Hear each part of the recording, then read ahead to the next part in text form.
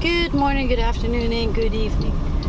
So today we're going to be doing a rant, and it's going to be about the economics of Egypt, and just the level of greed some traders have. Now, long story short, for non-Egyptians, Egypt about a few days ago decided to no longer fix the price of the dollar against the Egyptian pound and just released it. So when it released it, the price of the gap between the two increased tremendously. And by tremendously, I mean it was at one point in time around 19 Egyptian pounds. Like before that was around 6 Egyptian pounds, then it jumped up to like 19. And when they released it, the initial release shock, like the initial shock, jumped to like around 23, and now it's like at around 25. It is expected to reach around 30. So $1 equals to 30 Egyptian pounds. Okay, a lot of people will be like, well, so what's the problem? Prices have increased everywhere, and this is worldwide. It's just yes, I know this is worldwide. I know it's an economic problem worldwide, but there's a level of interesting things that happen in Egypt, and that is the prices increased of local products that have nothing to do with the dollar, nothing to do with importing things from outside, nothing to do with anything, and repricing of old things. Like if something, let's say, cost last week 10 Egyptian pounds, and the release, and when the release happened, that same thing that cost 10 Egyptian pounds, should be priced at 10 Egyptian pounds, because there's nothing that changed about it, gets repriced for like 20. And this is just a synopsis of like what's happening. And the reason why I'm talking about this one is because there is a lot of talking and a lot of backlash that's going on, because again, you just increase the price for no apparent reason, and not only that, but you as in like the trader, the greedy trader, decided that you as a company don't want to change the salaries of people. Now the government increased the living salary, but of course the living salary that it increased to is pretty much useless with the increase of the prices of everything else. So you're basically, it became lower than it should be. And even though the number itself grew, the value of it went down. Not only that, and this is where my rant is going to start. But companies, and I mean most companies, there are some decent companies out there. There are decent companies who actually, when they saw the increase in prices, they saw increase in everything, they're like, you know what, we'll adjust the salaries of people to increase to that same level, so that the people can actually still be with us and actually still be able to afford to live and to afford to get the stuff that they get. Some companies did not actually, most companies did not do that. They and some of them, I like to say, went the extra mile in douchebaggery and decided to lower the salary. Because what happened with the increase in prices and increase in things is that companies became more powerful. They're like, okay, you're already wrong, you already have a hard time surviving, you're definitely not going to leave us, because even if we treat you like crap, you're not going to leave us, because you require this job to live, you require this job to do everything. So we're just going to be douchebags and just tell you that we decided to cut your salary. And the horror stories that come out of that is still not mainstream, because again, our mainstream media tends to enjoy spinning things into positivity and say that we have eradicated the black market of currency, which, by the way, you did not eradicate the black market, you actually increased it. Sorry, I'm getting angry because this notion of positivity that's like, oh, this is just nothing, this is just positive, we're doing everything, we as a country are doing the greatest thing, we're the greatest country. No, you're not.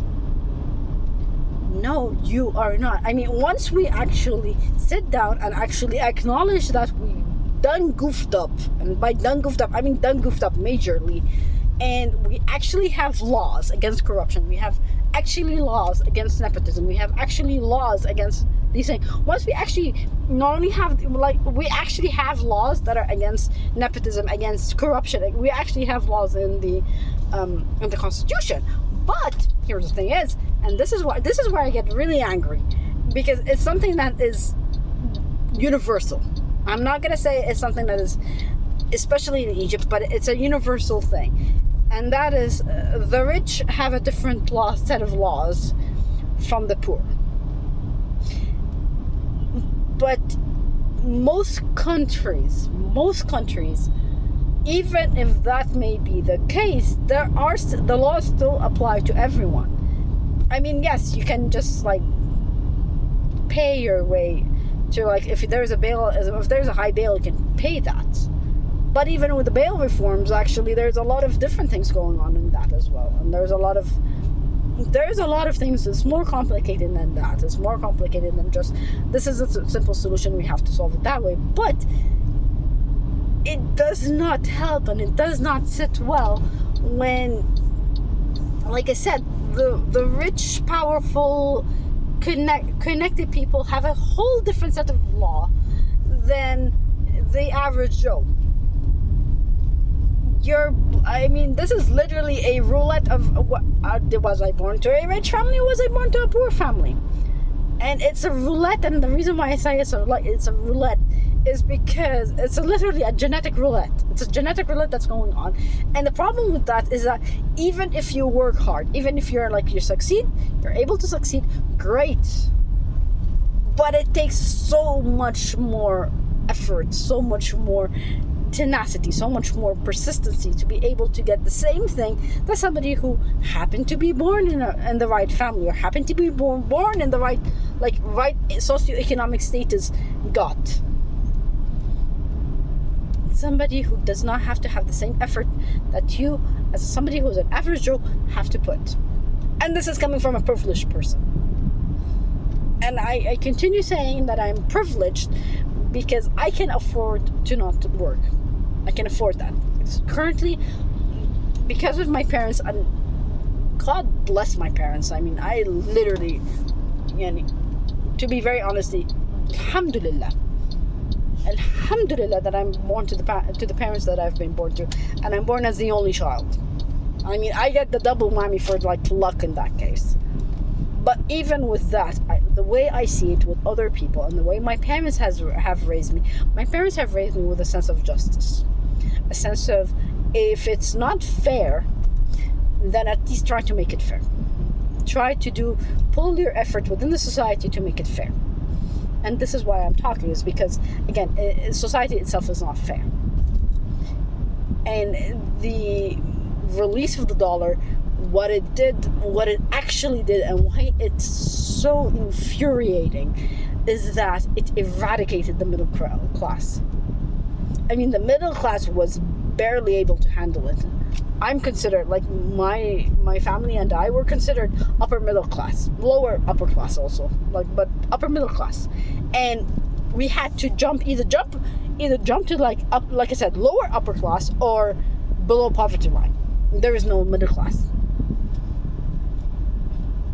And again, luck favors the prepared. Yes, my dad being the person who he is, and my mom being the person who she is, they were prepared. Especially my dad. My dad was prepared for this.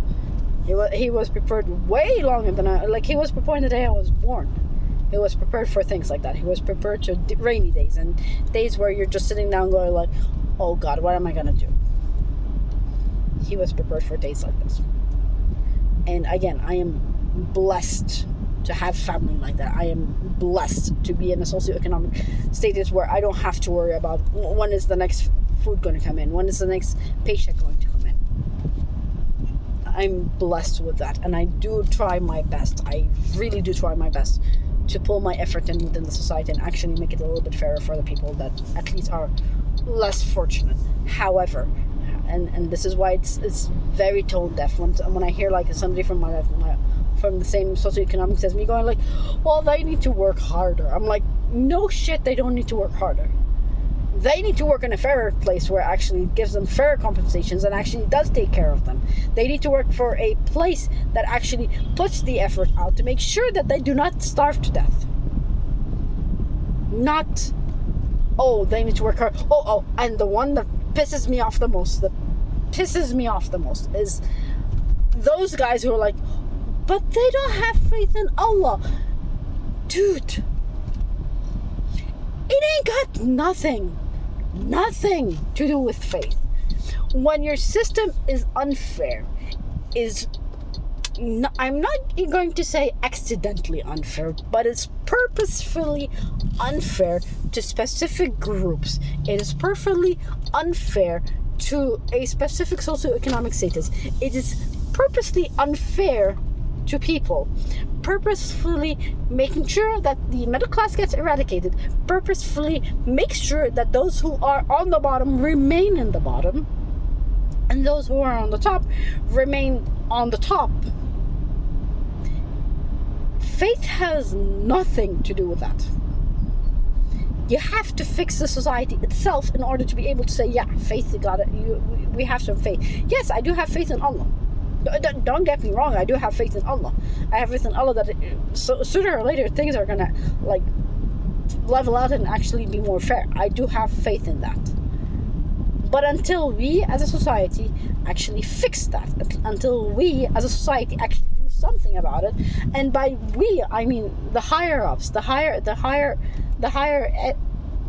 echelons of society actually do something about it. And by do something, I'm not saying do something out of like do something and be like, hey, I did this right, and like broadcast the entire thing and like, oh, look what I did. No, you do things the way we should be doing things. Not for clout, not for fun, not for brownie points, but because it is what it is. And if you really want to make the society better, if you want to make the society safer for your children, because guess what's going to happen when things get bad? And I mean by bad, I mean we're bad, but we still haven't reached that level, because history has shown us exactly what happens when things like that happen. When we decide to, for the sake of our own riches, we decide to go a little bit more and try and be richer, or try to be greedier. Because if hunger comes in and that hunger starts going around and people start starving to death and people start dying from starvation, if we're in luck, we're not gonna get a reenactment of the French Revolution. If we're in luck, if we actually are able to solve this problem before it gets escalated to the point that we are going to get a French Revolution. And if you are unfamiliar with history and unfamiliar with the French Revolution of history, bloodiest revolution ever. Reason being, people got hungry. Not only did they get hungry, they became angrier, because certain parts of society, the bourgeoisie, were much, much, much more well off than they were. Where they were well off, they were benefiting out of their hunger and out of their misery.